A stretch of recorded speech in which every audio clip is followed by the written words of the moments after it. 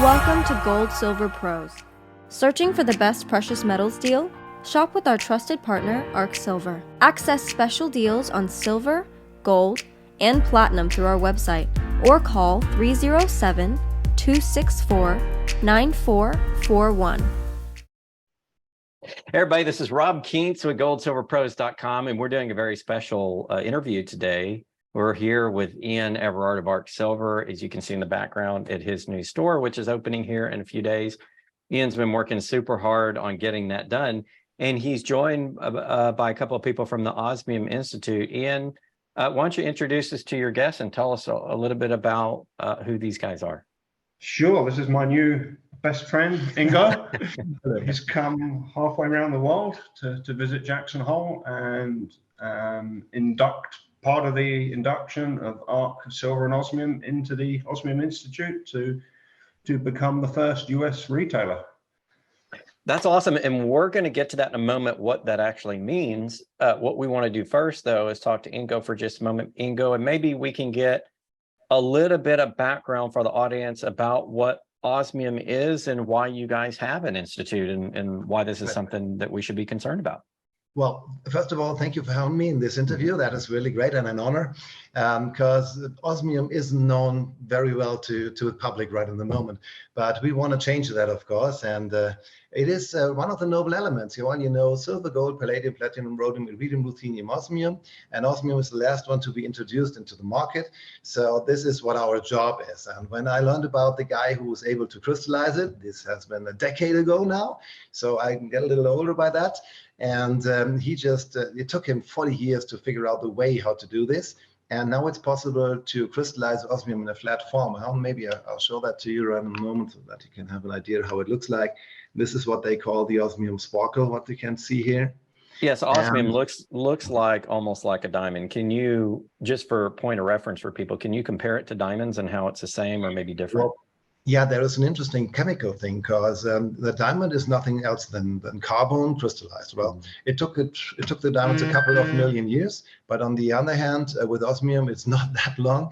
You'll have osmium in a grayish powder, and if you crystallize that, then after a couple of months, you gotta have a crystalline surface, and they use it instead of a pavé, which is some kind of a diamond carpet, and for putting it into jewelry. So osmium looks gorgeous. It has a really great sparkle. Can you show a couple of pieces there and put them up to the screen and let people see what osmium looks like? Of course, we can do that. So for example, I'm talking about tangible asset things now, right in the moment. And we do have the discs, as you saw right now. I'll just repeat it without the case, because this is how an osmium disc is looking. Okay. So here is the sparkle, so you can see what it is done. It is very thin, and it has a density of 22.61 grams per cubic centimeter. So this is really heavy. Yeah? So if you put it into a melting pot with lead, it's going to dive immediately, right? That is. But on the other hand, there is not just discs. There is little things like, for example, these bars. And osmium is sold in bars too. And maybe this little piece here might be $3,000, something about that. Because osmium is a little above 1,800 euro at the gram. So if you want to buy a kilogram, then it is quite expensive. But there is people who buy it, because we do have smaller buyers who buy 500,000, 5,000, and family offices buy 1 million or 10 in a package. Okay. So what are the benefits of osmium? Why osmium? Why would anybody want to have that? Well, I think the most important thing is to know that osmium is not to be counterfeited at any way. So if you make a surface of osmium, you'll have all of these little crystals on it, and it is 10,000 times more accurate than a fingerprint, right in an area of 1 square millimeter. So if you want to try to forge it, first of all, no option to put something inside, which is just less valuable, because it is thin. So you cannot put lead in or tungsten or whatever. That's not possible.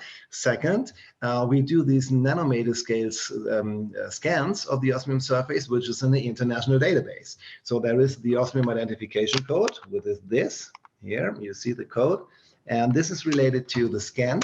So even if you have just an iPhone and take a picture and just zoom into the picture, then you're going to see the crystalline structure. And this is what you then can compare with the scans in the internet. So it is never possible either to counterfeit a piece of osmium, nor to counterfeit a jewelry with osmium. Because if you have a watch like that, then of course it is the same crystalline structure. So it saves the piece of jewelry to be counterfeited. Yeah, that's really interesting. So it's something that you could hold long term, cannot be counterfeited because of its properties.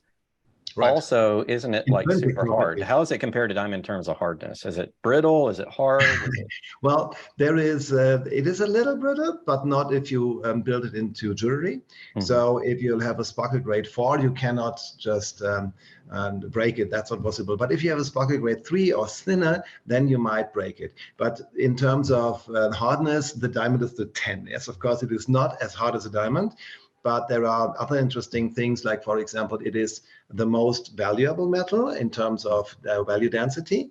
Then second is this, how it is called, abrasive resistance? Abrasive resistance. Abrasive resistance, that's how it's called. It's so this is the highest amount of that. Then on the other hand, the compression modulus is the highest of all metals.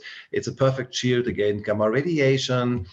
So it has a couple of interesting items that to be said about osmium. And the reflectivity is reflectivity is high. So the interesting part is if you are on a distance of, let's say, 30 meters, you can still see the sparkle of osmium, because if you compare it with a diamond, then the diamond just splits the light, it's refracting, and so the density of light goes down, the intensity, so you cannot see it on the distance. But with osmium, parallel light comes from the sun and goes from the little mirrors of the crystals straight into your eye, and you're going to mention them on a very high distance. So if women want to be seen, then that is the way to do it. Ah, so osmium may be actually a step above diamonds in terms of its sparkle, its luster. Yeah, but on the other hand, see, it is the most rare metal on the planet. There is, let's say, 17 cubic meters of osmium in the Earth crust. This is the resources, and the reserves are maybe 1 cubic meter, which is 22 tons that you can scratch out of the Earth crust. So this is 22 tons, something about that. And this is not that much. So if you sell all of that to today's prices, then the market is limited to 35 billion euro, and then it's done. Then the osmium is gone. And this is why people think about the osmium big bang. In the moment that the osmium will be gone, prices might rise.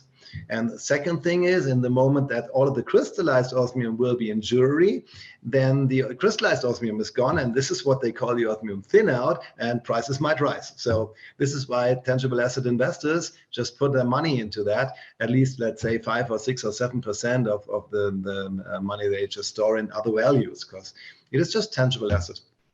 So you mentioned that there's not that much in the Earth's crust, and typically when you look at metals and minerals, you see them dispersed throughout the crust in different concentrations, and the game of the miner is to say, okay, let's do all this testing and figure out where this is. But you mentioned that osmium is very rare. So how do we actually find it? Where do you get it from?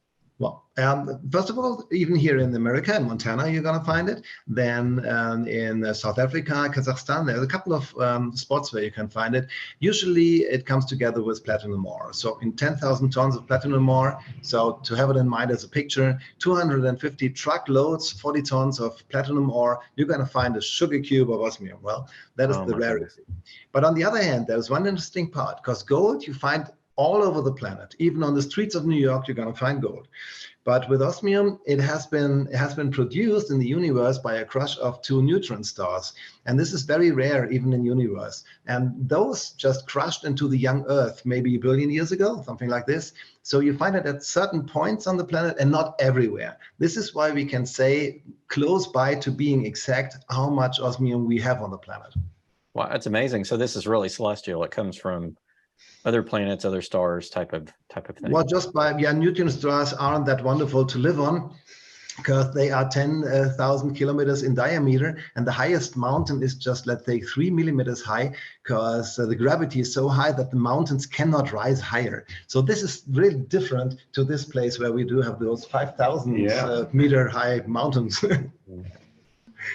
Very interesting. So let's get into the uses of osmium. We've mentioned jewelry. Is that the main use, or does osmium have other Well, uses? am I allowed just to hand over to my colleague, Scarlett Klaus? She's vice director in the institute, and she's responsible for doing all of those jewelry things. And she's much more an expert about that because she has been on so many trade shows already presenting osmium. I just come on over, Scarlett. I'm going to leave the scene. I say thank you to all of you viewers there. Whenever you want to know something about osmium, just talk with me. I'm able to talk days and nights about osmium. Thank you. Scarlett, come on over.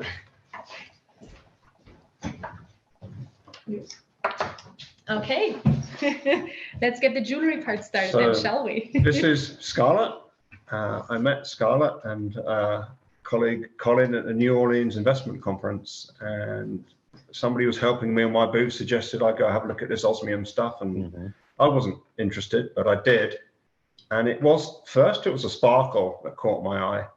And then Scarlett showed me some of the beautiful jewelry, and then I learned about the 10,000 recognition points per millimeter. And to me, I thought, wow, this is a fusion of something physical, tangible, but uncorruptible. This can't be faked, it can't be forged.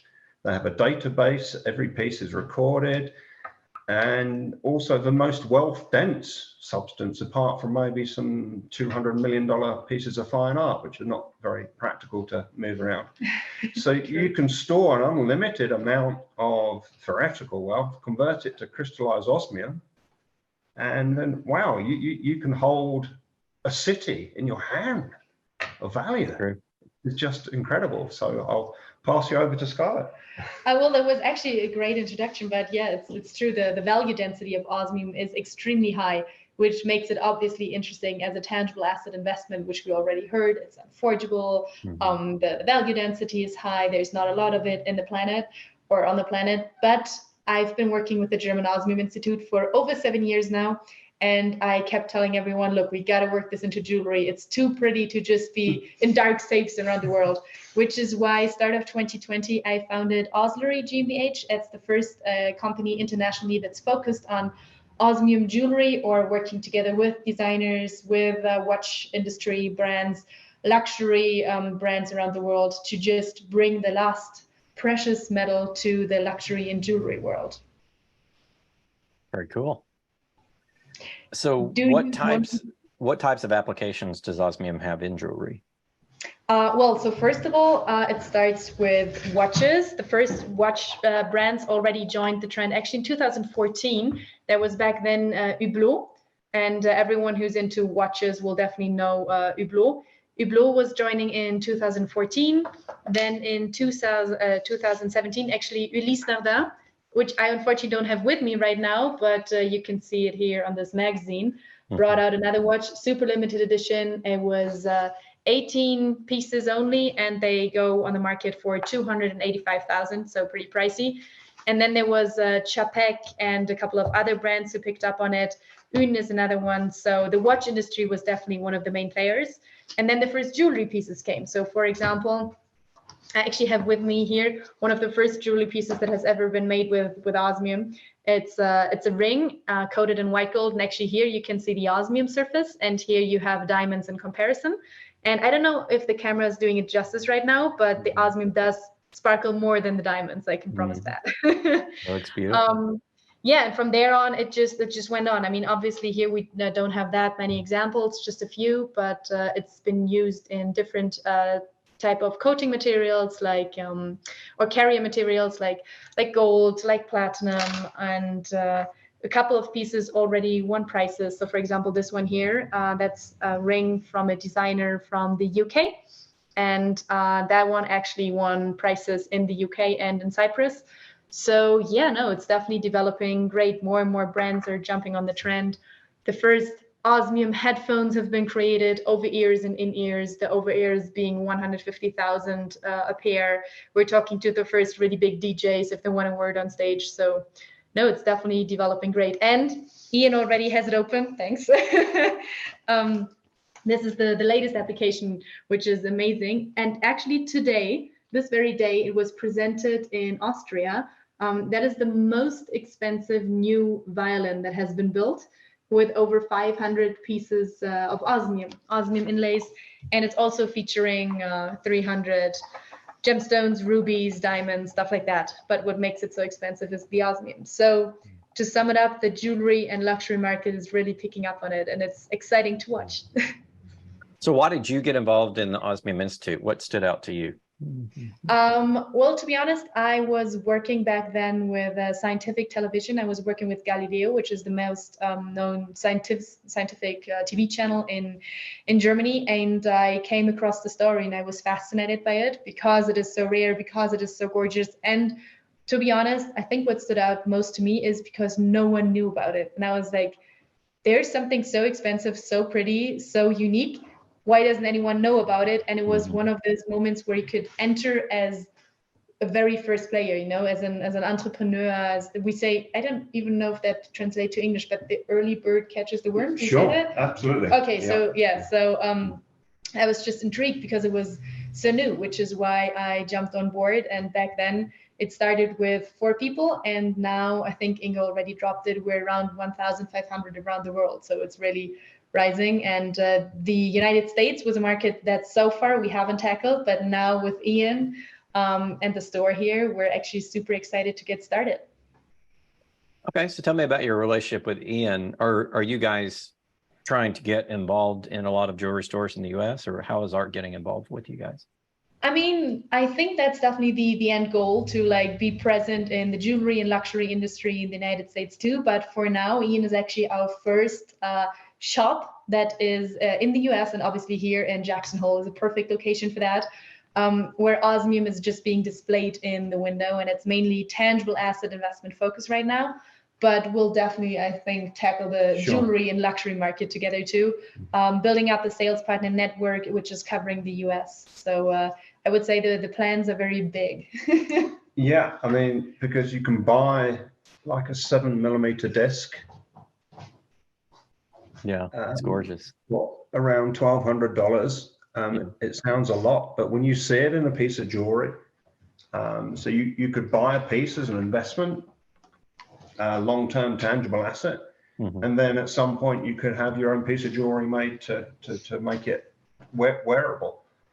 Yeah, and so, just to reiterate the benefits, so extremely rare holds a lot of value, obviously very shiny, maybe in certain circumstances preferable to diamonds. What else am I missing from it? I mean, it's very, I'm assuming you can use this in just about any jewelry application. Pretty much. There's not really any limitations to it, and you can create actually new surfaces that weren't there before, or new kind of jewelry with it, which is, I've been to a lot of trade shows, talking to a lot of people who are from the industry, and they all love that finally there's an innovation, because there hasn't really been one in the last couple of years in the jewelry market. And there's obviously, as you said, it's shiny, it's rare, like all of this is intriguing, but I think what makes it especially interesting for both the tangible asset investment market, but also the jewelry market, is that every single piece is 100% unique. So even the smallest ones in here, they're all entered in the database. And I just did this as an example with the disc that we were showing earlier. I called this up, I scanned the QR code and I called the database up. And there you can see this is the OIC, the Osmium Identification Code of exactly this piece. And even the smallest ones, you can see the gram, for example. So this one is a little bit more than 10 gram. And you can see the current net value of the piece right in this moment. But the most intriguing part for both jewelry and investment is if you call up the high resolution scans, which is taking a while because they're pretty big files. But here I can zoom in, and this is like, hold on. Let me see if I can. It's like a fingerprint, essentially. Exactly. You can fingerprint your piece. Yeah. Exactly. And every single piece you can identify without any doubt. And that also makes it very interesting for, let's say, wedding rings or for engagement rings, because the people just love the myth behind it. You know, it's so rare. Every single piece is unique. It's the everlasting material. So that's what makes it so special. So it could be the opposite of the diamond market, which De Beers has sort of cornered, and I think many of us feel as though create false scarcity. I'll say that, you don't have to say this, but I'll say it. Creates false scarcity, which raises the prices. And it's something. Definitely. Yeah. The diamond market. I could talk about it for days. I won't. But to sum it up real quick, the De Beers lobbyism there was probably pretty big. But also now, in addition to that, there's two interesting things when you compare it to diamond. The first one is that there's now the man-made diamonds, the synthetic diamonds, which are so much cheaper to, like, they're incredibly cheap to produce. However, they are just as good. They're exactly the same as the natural diamonds. The only difference you can see if you have ultra, like the very good precise gadgets to measuring it, the only difference you can tell is that the natural diamonds has small imperfections, which the other one, the man-made one, does not have. So right now there's, I talked to a lot of people in the industry, there's different opinions if the price is just going to drop for all the diamonds or if there's going to be two markets. But like there's a lot of developments in the diamond market. And we had a lot of people from the diamond market or like diamond customers sort of switching to osmium because they said, okay, you know what, there I know what I have. You can't reproduce it, like you can't make more of it. Carbon, there's endless amounts of it. With osmium, that's not the case. So that's one reason the people are choosing osmium over diamond, or at least they consider it an interesting alternative. And the second one is in jewelry industry, there's something called a pavé, which is a diamond carpet. Looks pretty similar to this surface here, actually. But the worth of, it's very pricey. The worth of the piece, though, is not from the material you use, because you only use a lot of fractions of a carat, so teeny tiny diamonds. The worth is coming from setting all of them. So if you want to resell the piece and you want to like flip the material that was used for money, you won't be able to do so, or like you won't get any money out of it because the materials used, super small diamonds, are very cheap. With osmium, you can create a similar surface, but the worth is intrinsic in the material itself, which makes it interesting. So it's also triggering people who want to combine tangible asset investment and jewelry. Now, I wanted to take a moment, Ian, and maybe you can jump in on this one. A lot of the American specific jewelry market is lower quality precious metals mixed with base metals. So you get your 10 and 14 karat gold, and you get a lot of things like diamonds. And my contention with diamonds has always been, as soon as the man-made diamond market came out, diamonds had no value because the man-made diamonds are as hard, they look better, they're easily mass produced. What value does a real diamond have? And so to me, if I'm out in the jewelry market and I'm looking at the typical piece, I go to, I go in Texas, I go somewhere, I find a jewelry store, say I go to a nice high-end place, and I walk in and they're going to have 14 karat jewelry with diamonds in it. Why would that be attractive to me versus going after osmium or going after like a 24 karat? I mean, as an investor, isn't the value in the metals itself? And shouldn't we as investors be looking at jewelry pieces that have higher quality materials? I mean, that's my opinion, but what's your opinion?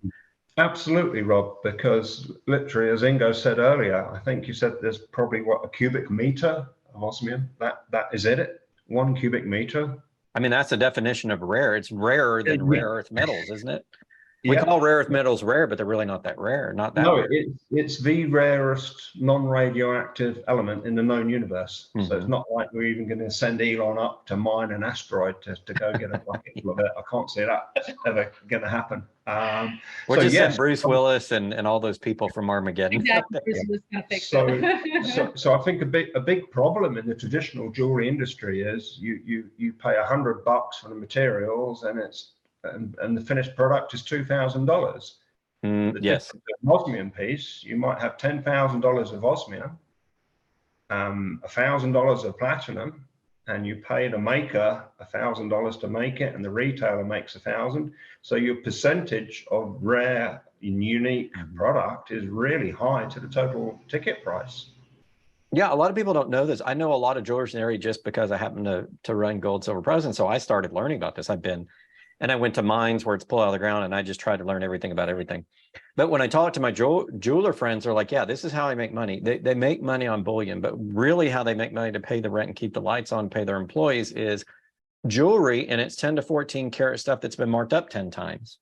Yeah. And the problem with that, we talk about bid-ask spread all the time. If you're talking about what you can buy versus sell, if you go into your typical US jewelry store and you pay $1,000 for something, you could turn around the next day and sell it back, and they may pay you $100 if you're lucky, or you could pawn it for $50.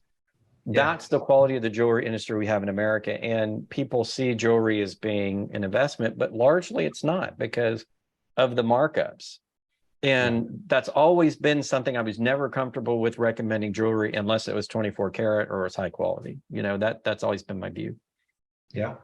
And with the osmium, it's incredibly beautiful as well. You really do have to see it in the naked eye with the sunlight glinting on it. It's just incredible. That's what drew, when I saw it at the New Orleans Investment Conference, it literally took my breath away. And I wanted to know everything about it. Mm. And one last thing about the high-end jewelry, which is also intriguing for jewelers or for high-end designers, is that the piece of osmium is not only certifying the osmium, but also the whole jewelry piece. So you can create one single jewelry piece that sort of is certified, is unique, is 100% identifiable by using exactly this piece of osmium, you know, so that you cannot achieve with any other sort of stone or material. It's simply impossible. Osmium is the only option for that. And that makes it intriguing for high-end jewelry too. Yeah, the thing that intrigues me about this metal is it looks really nice, but also it carries, it is a wealth storage mechanism for guys like me. That's what we're looking for. You know, if I buy something, like if I'm gonna buy a piece, you know, for somebody, well, I used to buy jewelry for my ex-wife all the time. I want something, for me, I want value. She wants it to look nice. I want value. So if I can find a piece that has both, it's a win-win, right? And I feel like I'm spending my money on something that's not going to lose value, you know, like a car, you know, a piece of electronics. Ian, are you going to be the only place where people can get this in North America? Are you the first here to display osmium? We are the first US retailer, and Ingo has given us the title of the flagship store. Oh, nice. Yeah, so we're planning on getting a little bit more coverage in the US because it is quite big, your country. Yes. We intend to have a couple of other locations too, but no, Ian's definitely the first, and here in Wyoming, in Jackson Hole, like obviously the perfect location, and we're super excited. So yeah, he's definitely the first, and for a while he'll definitely be the biggest, let's say, like that way. Well, it's perfect timing for your store opening, Ian, that you get this product and this is the only place you can get it. That's really cool. Where do you kind of see this going? Where do you see this going from an institute perspective moving forward? You guys have had 10 years osmium, as you mentioned earlier. It's out there. People are starting to know about it. You're starting to get distribution. What do you think is the long-term picture for, kind of wrap up the interview and tell us what you think the long-term picture for osmium is?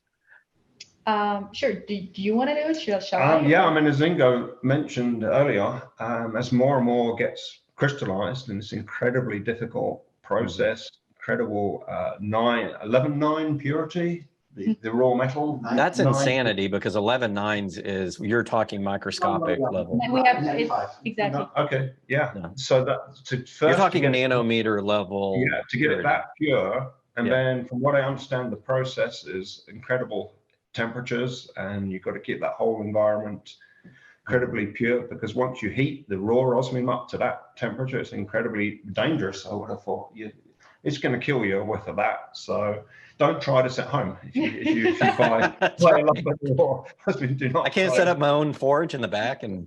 Please don't. So as that cubic meter of osmium gets turned into this beautiful crystalline form, the raw metal gets rarer and rarer. So as a long-term investment, it's wow. It's a generational investment, because if you think about it, it's one thing that's not going to get more abundant in the next 100 and it's not on the COMEX. So there's it can't be manipulated by the COMEX. to short the price down, is there? So it has actually already gotten the name the next generation metal in the past. So one quick question. I noticed it was the last one, but I'm curious about from a market perspective. How is osmium priced? Is it purely pure market, what people are willing to pay, or are there ways in which this can be valued? And the reason I ask is, in the gold silver market, it's been around for 5,000 years, and to find the gold price is very easy, right? How do you know about the market price of osmium? How is that determined? Well, if I'm allowed to, I just hop in with this particular piece because this Okay. is just one responsibility in the company. Because the price is done in Switzerland, there is a server where they distribute it to the financial internet sites. It's not a course, it's a price, and it's related on all of the efforts that we have to make to build the Osmium. So it's on what do we take out of the power grid to make it, what do we have in terms of open, in terms of insurance, in terms of employees, etc. And then it turns out how many of those rounds the Osmium takes up to the moment it's done. Because if you purify it, it's a couple of stages, and if you crystallize it, then first of all, you do have some nano holes, you do have some spikes inside, and you'll have to do it again and again up to the moment it's really flat and it's really perfect. And this moment in time, you have to wait for. So we call this the harvesting rate. And if you harvest it out of the oven and it works and it's done, then the Osmium goes to the market. And this means we have to take this into consideration to build up the prices in Switzerland. And that's what the guys there do. And from there, we distribute the price. But later on, it might be on a stock exchange and we'll have a course. And then it's get really interesting. But I think it's the right moment now to go into Osmium because it's just before a stock exchange comes. If you're an early adapter or somebody who just wants to put something in and try it, then it's a good tangible asset to do so. Gotcha. So if people are interested in more information about Osmium and the Institute, how do they go about contacting you guys? Well, first of all, there is the Flagship store. And I think this is the easiest way. Go for some skiing and then take a burger and then buy some Osmium. That is the easiest way to do. Because I really appreciate people who just want to hold it in their hands first. Because of course you can buy it with osmium.com. Of course you can buy jewelry. Of course you can read about it in newspapers or on a TV channel, for example. But the best thing to experience Osmium is hold it in your hands and then go out into sunshine and then make up your mind. Yeah, very nice. Any last thoughts, Ian, before we wrap this one up on Osmium or just in general? I would just love to thank Ingo and Scarlett for making this journey. It was a providential meeting at the New Orleans Investment Conference. So, yeah, and I was there to meet people, and I had no idea I'd meet these guys. So, yeah, I just think generally, I mean, I think we said on our last show, try and make a new friend each week. Just keep learning. If you'd like to, just be our partner on the roadshow, right? Whenever we are on a new trade show, whenever we are maybe on Friends of You opening shops or whatever, just be at our side and you will always get first information. Okay, sounds good. Well, thank you guys. It was good meeting you, by the way, and thank you for providing us, all this information. It's apparently very rare. It is something that people, it's an opportunity I don't think that people really know exists. I appreciate you guys coming on the show and sharing it with us and coming to North America and sharing that with us as well. Well, the pleasure is all ours. Thanks for having us. All right. Thank you guys so much. I appreciate it. I really do. Thank you. Hey, thanks for watching. We selected these videos just for you. Check them out. And remember, $4.99 a month keeps the lights on and the channel going. So join our Gold Silver Pro supporter membership. We appreciate your support. Keep stacking.